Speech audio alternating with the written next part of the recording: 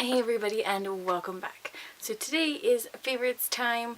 I have just a small amount, just like normal, of a bunch of different things of sorts. Pretty much all beauty and a little skincare this year, since I really don't have very much stuff like hair care.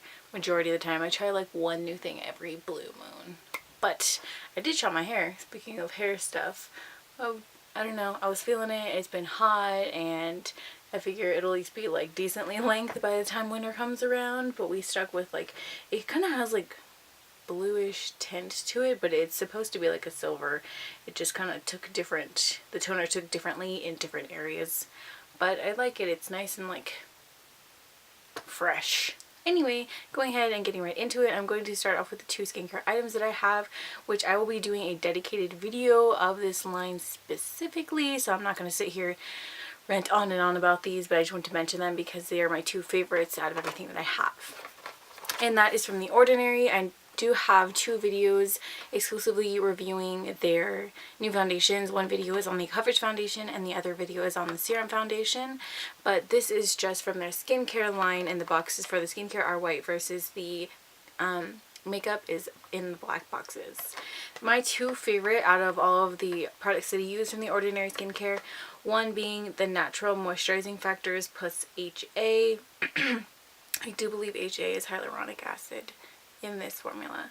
This one, it's 30 mils or I believe an ounce. That is my only downfall with these, is I just wish that there were like a traditional moisturizer size, because this is what I use as a moisturizer in the morning after all my serums and the rest of my skincare is on, before I put any sunblock. And these last you about, I want to say like 2 months max if you're using it. I don't put on makeup every single day at this point. Sometimes I'll just kind of like let my night skincare sit on it until the next night because I don't want to do anything. I'm not leaving the house. I know that's not the greatest, but this lasts me about 2 months-ish. That's the only downside, because normal moisturizers last me like 6 months. Mind you, they cost a lot more. This is only like, I want to say like $7 or $8, so super affordable. So I don't mind repurchasing it every 2 months, because I've had I haven't had to repurchase this yet because I was waiting to finish my normal moisturizer. But this next one, which is the Azelaic Acid Suspension 10%, this is just a multifunctional brightening formula. This is the first purchase I had to repurchase, and I had this for 2 months and then I needed to grab another one. I get mine off of Beautylish. There are a handful of other sellers if you don't want to buy it off Decem's website, which is the parent company of The Ordinary. Beautylish does sell it and they have really fast shipping. This one I really enjoy. This is my night moisturizer, if you will. It basically, the three main things that it targets is uneven skin tone, dullness, and then texture irregularities. Yeah, irregularities. Oh my good lord, irregularities. But I really enjoy this. I feel like it really does help with texture. I don't have an excess of texture, but when I do, I just feel like this is great. I use this on a nightly basis every single night, and I just feel like this actually really does what it says. This is an optional product where you can use it morning and night if you want. I just like using the moisturizing factors in the morning. But these two are my two favorites from The Ordinary, and I will be doing my whole skincare routine with The Ordinary in a separate dedicated video. Moving on, I like to try a ton of lip balms. It's like, I'm a lip balm junkie. That's probably like my first ever product as a child. I just loved those little Bonnie Bell, the Smackers or whatever that brand is, with all the different flavors. I love that. So I tend to get like the travel size, or whenever I get like deluxe gifts or whatever and it has them in there, I'll use that before I buy the actual product, just because I like switching it up so much. But my newest one is the Fresh Sugar Nourishing Lip Balm Advanced Therapy. I just have a deluxe size sample, which in my opinion is huge considering what the full size looks like. I think the full size is actually really pretty expensive. I know that it's been out for like a year or so, but it's just that it was expensive, honestly. And this size will last me a good chunk of time.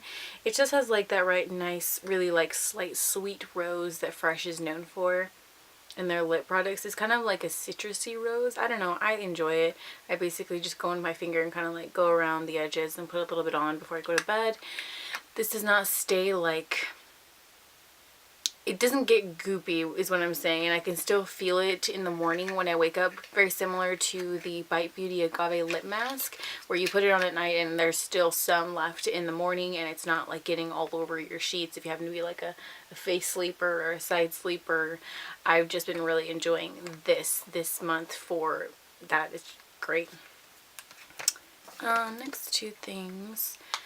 Blush wise, this is the blush. I switch off between my the Wet n Wild's Princess Daiquiris is like probably my all-time favorite blush. It's like an ombre one I've mentioned several times. But I switch off between that and this one, which is a Tarte Amazonian Clay Blush in Risque. This is what I have on today. I tend to do more of like a very light dusting of blush, so it's not super obvious, but I love this. It's like a nice neutral toned rosy blush. I've mentioned this before, but I literally have been loving this. I wear it so often, and it does last a good amount of time. If I put more on, it would clearly last longer, but since I put like a light dusting, it's not like extraordinary 16-hour wear or anything, but I really love the color, so I don't mind. And then for highlight, I really like this. I think that it's in a slightly different packaging, I think, but this is the Dior Skin Nude Air. This is the Glowing Gardens, but I know they have this color out currently.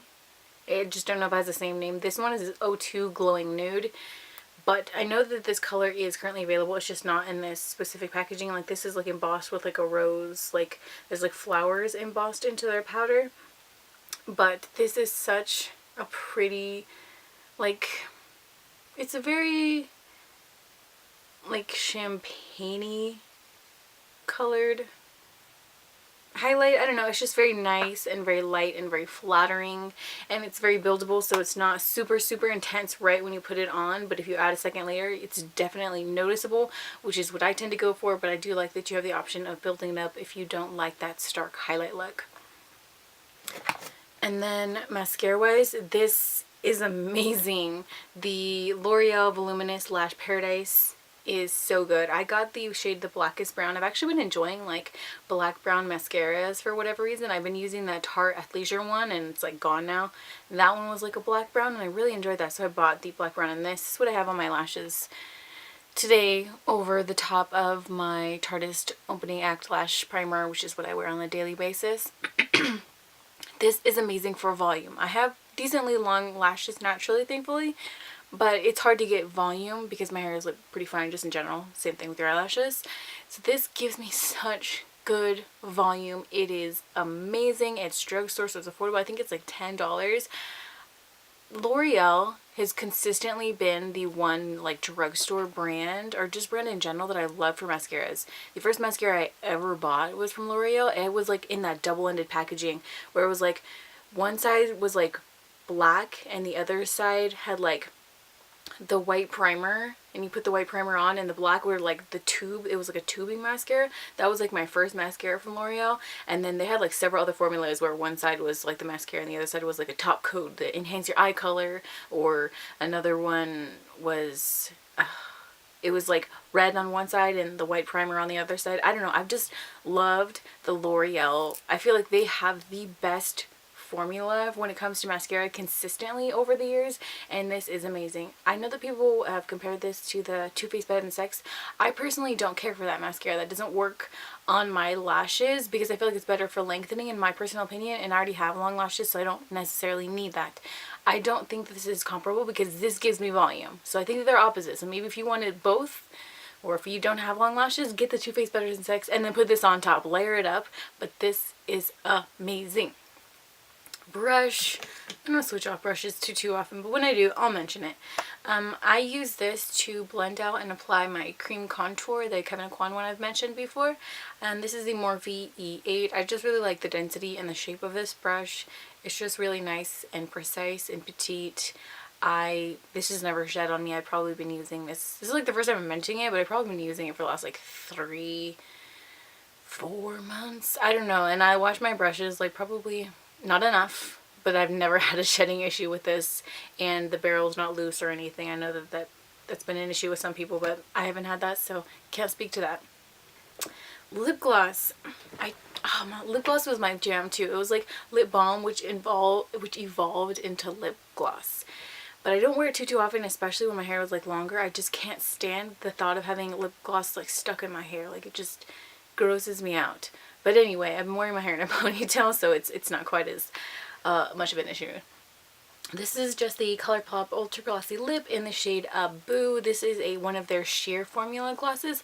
I love this for on any lip color. Like, it doesn't really, I know that it looks kind of like a light pinky shade, but it goes on and it just makes any lip color that you're wearing underneath just look uber glossy. It doesn't give you any glitter. It doesn't mess with the color. It just adds like this wet, like you just sprayed with like water on your mouth, and it's like amazing. I'm one of those people with lip glosses, probably why I have an issue with it, is I put so much on that it's like borderline, it wants to drip off my lips, hence why I have an issue with it getting in my hair. But that is the look that I like. I like ultra wet, glossy, amazing lips, and this is an affordable, I think it's like $6, so this is super affordable and it's super versatile. So if you're looking for like one gloss to go on a bunch of different colors, this is awesome. So I'd look at that. This excites me. I'm not like the biggest connoisseur of like facial setting sprays. I know some people, that's their thing. For me, like, I'll try it every once in a while, and I do like the Urban Decay All Nighter. That one, I think that's like an awesome setting spray. Same thing with the Smashbox Photo Finish Priming Water. I do enjoy that as well.